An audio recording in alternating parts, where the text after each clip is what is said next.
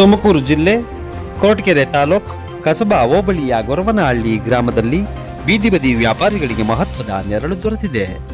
ಸಮೃದ್ಧಿ foundation ಹಾಗೂ ಸಮೃದ್ಧಿ ಬೀದಿ ಬದಿ ವ್ಯಾಪಾರಿಗಳ ಸಂಘದ ವತಿಯಿಂದ ವ್ಯಾಪಾರಿಗಳಿಗೆ ಗುರುತಿನ ಚೀಟಿ ಮತ್ತು ಪ್ರಮಾಣ ಪತ್ರವನ್ನು ವಿಸ್ತರಿಸಲಾಯಿತು.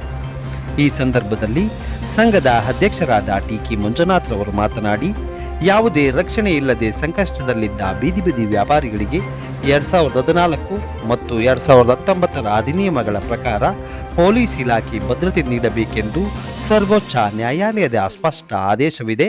ವ್ಯಾಪಾರಿಗಳು ಸಂಘಟಿತರಾಗಿ ಹೋರಾಡಿದಾಗ ಮಾತ್ರ ಹಕ್ಕುಗಳು ಸಿಗುತ್ತದೆ ಎಂದು ಹೇಳಿದರು.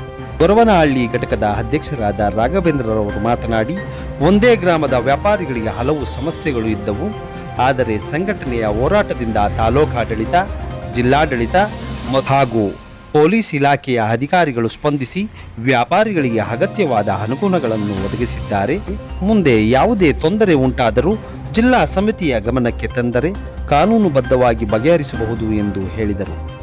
ಕಾರ್ಯಕ್ರಮದಲ್ಲಿ ಜಿಲ್ಲೆಯ ಉಪಾಧ್ಯಕ್ಷರಾದ ಜಿ.ಎಚ್. ಹನುಮಂತರಾಜರವರು, ಜಿಲ್ಲೆಯ ಕಾರ್ಯದರ್ಶಿ ರಮೇಶ್, ಕಾರ್ಯಾಧ್ಯಕ್ಷ ನಾಗರಾಜಯ್ಯ, ಘಟಕದ ಅಧ್ಯಕ್ಷರಾದ ರಾಘವೇಂದ್ರ, ಕಾಂತರಾಜು, ಶಿವು, ವೀಣಾ, ಗಂಗಮ್ಮ ಸೇರಿದಂತೆ ಸಂಘದ ಕಾರ್ಯಕರ್ತರು ಉಪಸ್ಥಿತರಿದ್ದರು.